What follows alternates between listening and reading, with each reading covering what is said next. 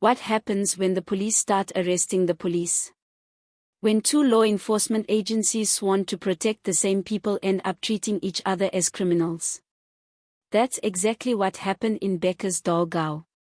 A scene that looked less like a coordinated crime-fighting operation and more like a battlefield between rival factions in uniform.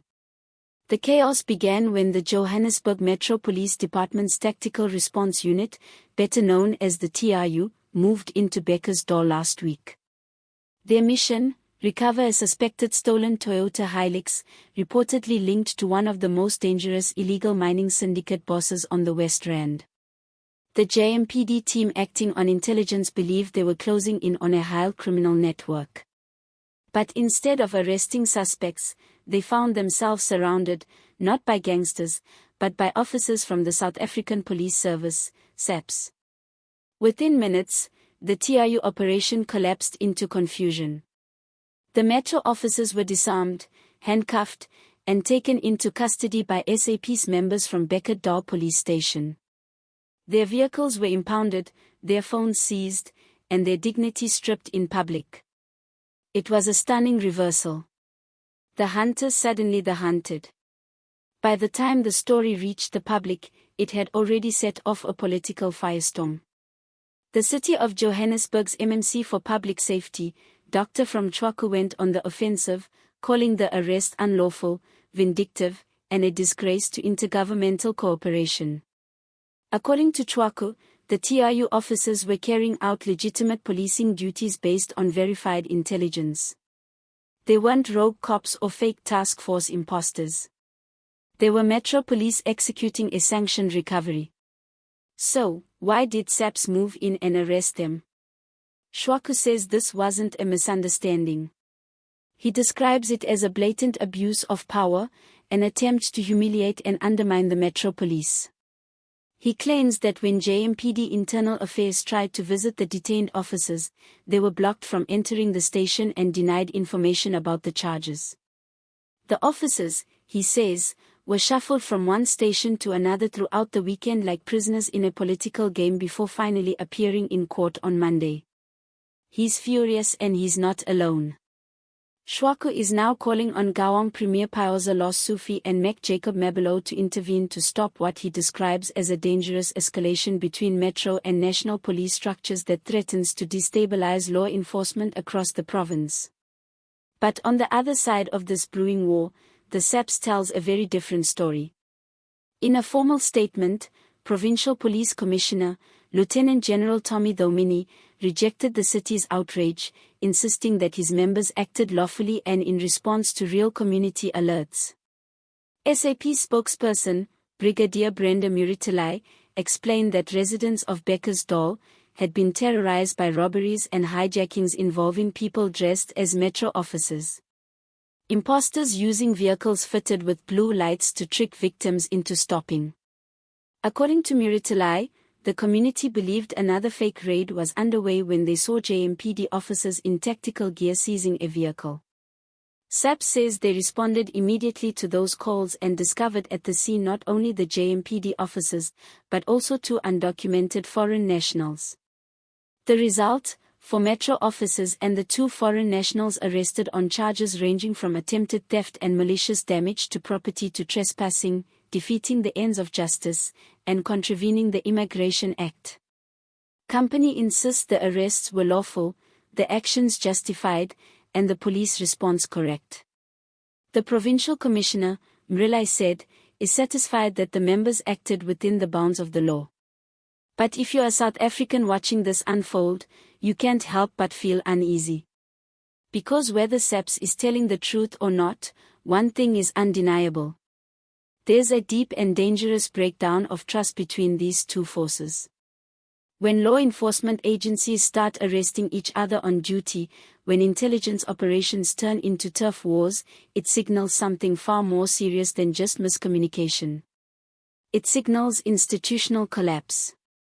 The JMPD insists this was a deliberate attempt to disrupt their operations, a kind of law enforcement sabotage designed to intimidate Metro officers who have been increasingly assertive in tackling organized crime in Johannesburg. Shwako argues that the TI was closing in on syndicates linked to illegal mining, vehicle theft, and smuggling, and that their arrests conveniently disrupted that progress. Meanwhile, SAPS claims that metro units have overstepped their authority, conducting raids outside their jurisdiction and failing to coordinate with local stations, creating confusion and distrust on the ground. So, who's telling the truth? Sources inside both agencies describe a toxic atmosphere that's been building for months. There's resentment within SAPs that the Metro Police, especially Johannesburg's TRU, have become too militarized, operating independently, and receiving political backing from city leadership.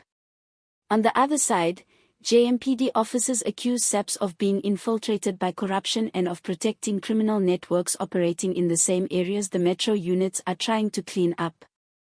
This isn't just about Bekkersdorp. It's part of a much larger power struggle inside Gauteng's security structure. A fight for legitimacy, control, and credibility. Think about it. The Johannesburg Metro Police Department reports to the city while SAPS reports to the national government. Both operate in the same spaces. Both wear badges. Both carry guns.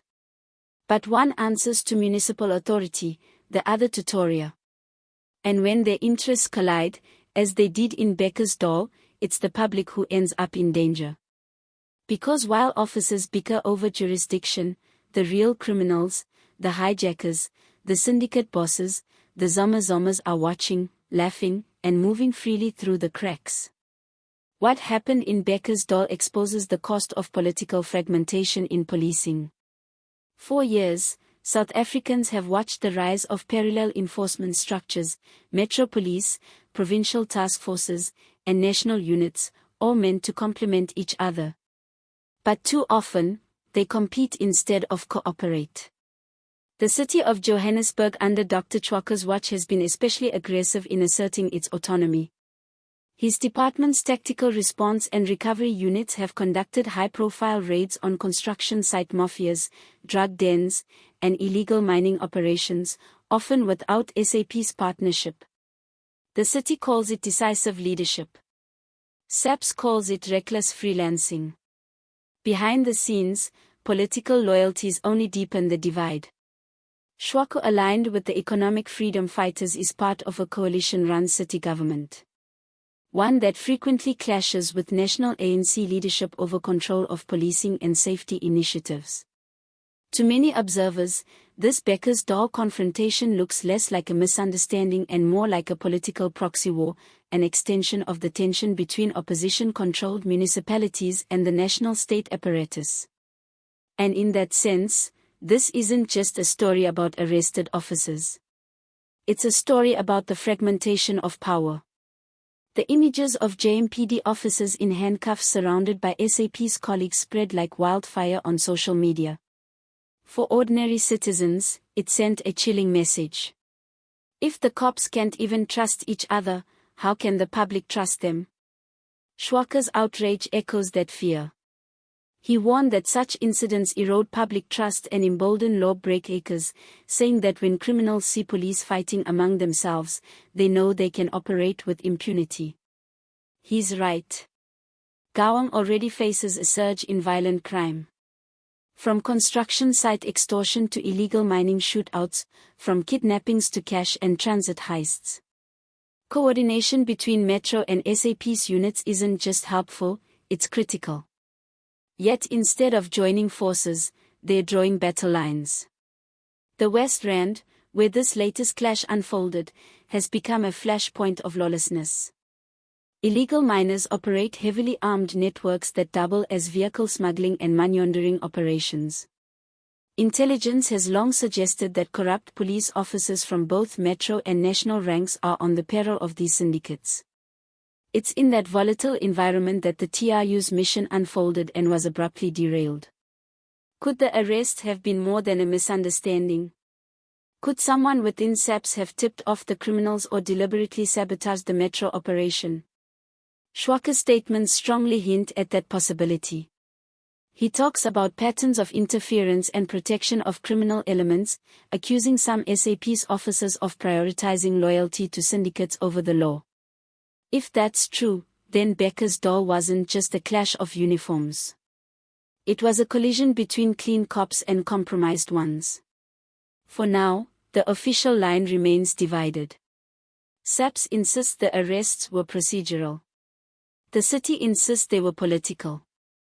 The Premier's office has yet to announce an independent inquiry, though pressure is mounting for exactly that. But whether or not an investigation happens, the damage is done. The fragile cooperation between Gauteng's police agencies has been shattered in full public view. Every time an inter-agency feud spills out like this, the criminal underworld grows stronger. Every time a TRU officer hesitates to act for fear of being arrested by SAPS, or a SAPS officer refuses to share intelligence with metro units, another hijacking, another murder, another illegal mining empire continues unchecked. This is what institutional decay looks like. Not sudden, not dramatic, but creeping, corrosive, and devastating. When law enforcement loses faith in itself, the criminals don't need to win gunfights. They just need to wait. As Gauteng's leaders scramble to calm the situation, one thing is clear. The battle for control of policing in the province is far from over. The JMPD will continue its operations.